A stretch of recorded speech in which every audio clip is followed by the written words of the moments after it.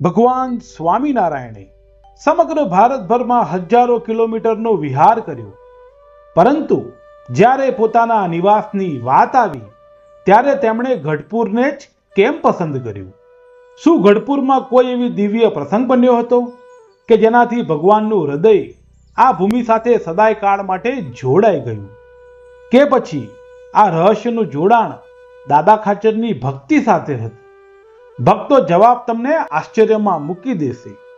આજે પણ લાખો હરિભક્તો ગઢપુરના દર્શન તો કરે છે, પરંતુ બહુ ઓછા લોકોને ખબર છે કે ગઢપુરનો સાચો મહિમા ક્યાં છુપાયેલો છે.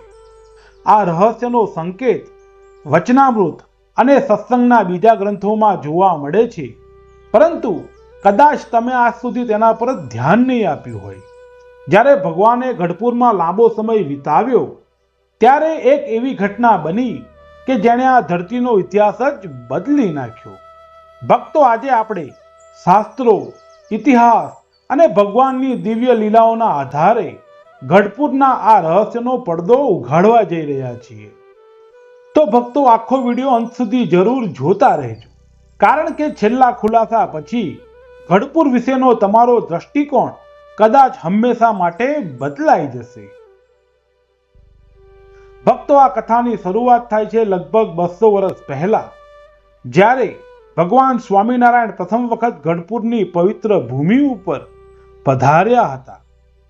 ભક્તો, ત્યારે ગઢપુર એક માત્ર નાનું ગામ હતું, પરંતુ ભગવાનની દિવ્ય દ્રષ્ટિએ આ સામાન્ય ગામમાં કંઈક અસામાન્ય જોયું હતું.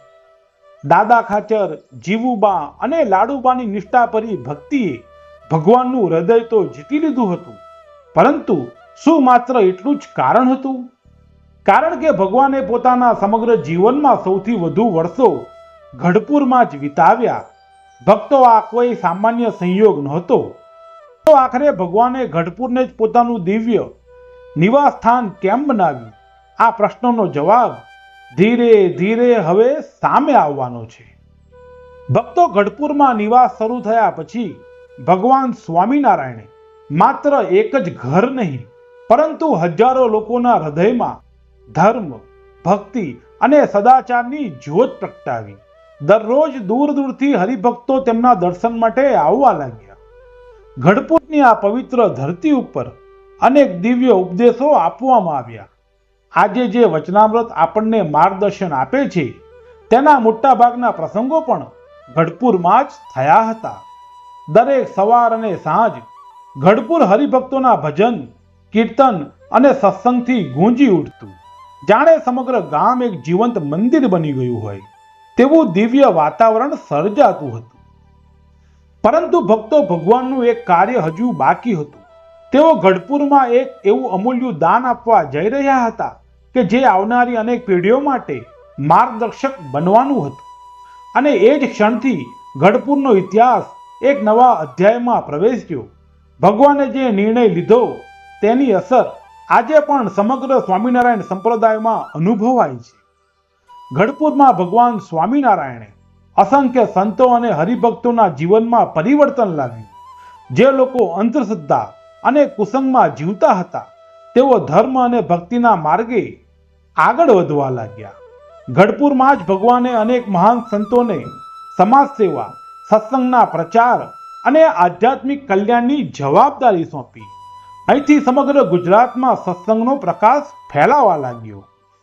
ભક્તો, દરેક દિવસે ગઢપુરમાં કોઈને કોઈ નવી દિવ્ય લીલા પ્રગટ થતી. હરિભક્તો માટે ભગવાન સાથે વિતાવેલી દરેક ક્ષણ જીવનની સૌથી મોટી સંપત્તિ બની ગઈ હતી. આજ ગઢપુરની ધરતી ઉપર ભગવાને અનેક મહત્વપૂર્ણ નિર્ણયો લીધા, જેણે સ્વામિનારાયણ સંપ્રદાયના ભવિષ્યને મજબૂત પાયો આપ્યો. તેથી ગઢપુરનું સ્થાન આજે પણ હરિભક્તોના હૃદયમાં વિશેષ છે. ભક્તો, સમય પસાર થતો ગયો, પરંતુ ગઢપુર સાથે ભગવાનનો દિવ્ય સંબંધ દિવસો સાથે વધુ ગાઢ બનતો ગયો. હવે એક એવું કાર્ય થવાનું હતું કે જે ગઢપુરને સદાય કાળ માટે અમર બનાવી દેવાનું હતું. ગઢપુરમાં નિવાસ દરમિયાન ભગવાન સ્વામિનારાયણે હજારો હરિભક્તોને પોતાના દિવ્ય દર્શન, ઉપદેશ અને આશીર્વાદથી જીવનનું સાચું લક્ષ્ય સમજાવ્યું. ગઢપુર ધીરે ધીરે સમગ્ર સત્સંગનું આધ્યાત્મિક કેન્દ્ર બની ગયું. ભગવાને ગઢપુરમાં અનેક પવિત્ર ઉત્સવો ઉજવ્યા. દરેક ઉત્સવમાં હરિભક્તો ભગવાનના પ્રેમ અને કરુણાનો અનુભવ કરતા અને આખું ગામ ભક્તિથી ઝૂમી ઉઠતું. સમય જતાં ગઢપુરનું મહત્વ માત્ર એક ગામ પૂરતું જ રહ્યું નહીં. આ ભૂમિ ભગવાનની દિવ્ય લીલાઓ, વચનામૃતના ઉપદેશો અને અસંખ્ય સંતોના તપથી પવિત્ર તીર્થધામ બની ગઈ.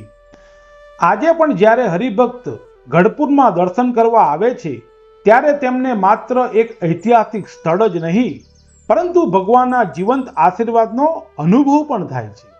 એટલે જ ગઢપુર માત્ર એક ગામ નથી, તે ભગવાન સ્વામિનારાયણના પ્રેમ, ભક્તિ અને અનંત કૃપાનું જીવંત પ્રતીક છે. અને આ જ છે ગઢપુરના મહિમાનું સાચું રહસ્ય. ભગવાન સ્વામિનારાયણનું ગઢપુર પ્રત્યેનું આકર્ષણ માત્ર એક સ્થાન માટે જ નહોતું, તે તો અહીંના નિષ્કપટ પ્રેમ, અડગ ભક્તિ અને ભગવાન પ્રત્યેના સંપૂર્ણ સમર્પણ માટેનું હતું. ભક્તો આજે પણ ગઢપુરની પવિત્ર ભૂમિ ઉપર પહોંચતા જ મનને અદ્ભુત શાંતિનો અનુભવ થાય છે. કારણ કે આ ભૂમિ ભગવાનના અસંખ્ય દિવ્ય ચરણ સ્પર્શથી પવિત્ર બની છે. ગઢપુરનું સાચું રહસ્ય કોઈ ચમત્કાર કે છુપાયેલી વસ્તુમાં નથી. તેનું રહસ્ય ભગવાનના પ્રેમ, સત્સંગ, ભક્તિ અને આત્મકલ્યાણના દિવ્ય સંદેશોમાં સમાયેલું છે. જે વ્યક્તિ ગઢપુરના મહિમાને સમજે છે અને ભગવાનના ઉપદેશ પ્રમાણે જીવન જીવવાનો પ્રયત્ન કરે છે, તેના જીવનમાં સાચી શાંતિ અને ભક્તિનો પ્રકાશ પ્રગટે છે. ભક્તો, આ જ છે ગઢપુરનું સાચું રહસ્ય.